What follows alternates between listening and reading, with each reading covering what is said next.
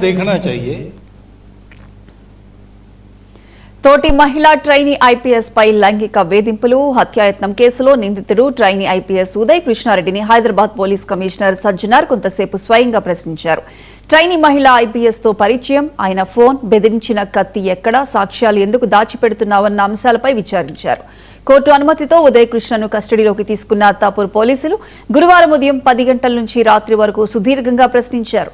అరెస్టుకు ముందు ట్రైనీ మహిళా ఐపీఎస్ తనపై నిరాధార ఆరోపణలు చేశారని, తన ఫోన్లో సందేశాలు, వీడియోలు సహా అన్ని రకాల ఆధారాలు ఉన్నాయని పేర్కొంటూ ఉదయ్ కృష్ణ సూసైడ్ నోట్ రాసిన విషయం తెలిసిందే. కానీ ఆయనకు సంబంధించిన ఐఫోన్ ఇప్పటి వరకు పోలీసులకు అందజేయలేదు. ఈ క్రమంలో సదరు ఐఫోన్ విషయంలో ఉదయ్ కృష్ణను పోలీసులు లోతుగా ప్రశ్నించినట్లు తెలుస్తోంది.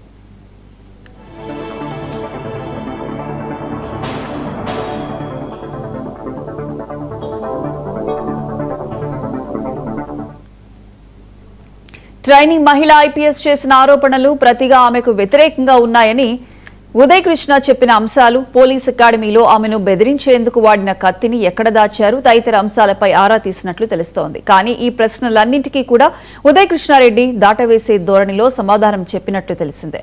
గురువారం సాయంత్రం అత్తాపూర్ పోలీస్ స్టేషన్కు వెళ్లిన సిపి సజ్జనార్ పోలీసులు ఉదయ్ కృష్ణారెడ్డిని విచారిస్తున్న తీరును పరిశీలించారు. ఉదయ్ కృష్ణారెడ్డి పోలీస్ కస్టడీ నేటితో ముగియనుంది. కేసు విచారణలో భాగంగా ఉమెన్ సేఫ్టీ వింగ్ అధికారులు ఆయనను సుదీర్ఘంగా ప్రశ్నించారు. అత్తాపూర్ పోలీస్ స్టేషన్లో డీసీపీ లావణ్య నేరుగా ఈ విచారణను పర్యవేక్షించారు. బాధితుల నుంచి సేకరించిన ఆధారాలు, డిజిటల్ సాక్ష్యాల ఆధారంగా అధికారులు వివరాలు సేకరించారు. నేటి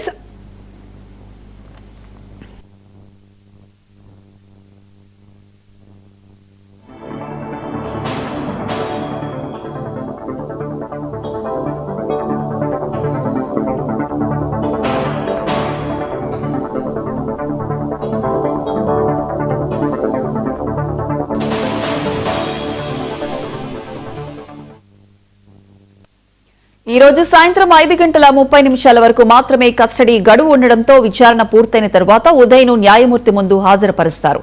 విచారణలో లభించిన సమాచారంతో అధికారులు రిమాండ్ రిపోర్టును సిద్ధం చేస్తున్నారు. ఈ కేసుకు సంబంధించి మరింత సమాచారం కోర్టుకు సమర్పించే అవకాశం ఉంది.